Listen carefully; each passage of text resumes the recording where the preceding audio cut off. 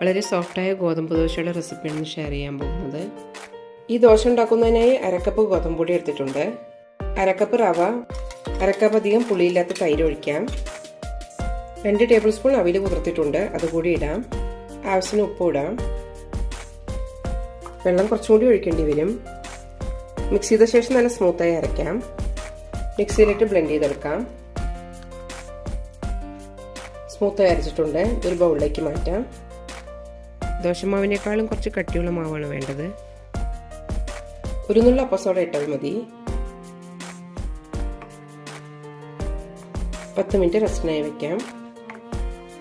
ദോശ ഒഴിക്കുന്ന സമയത്ത് പാൻ നല്ല ചൂടായിരിക്കണം.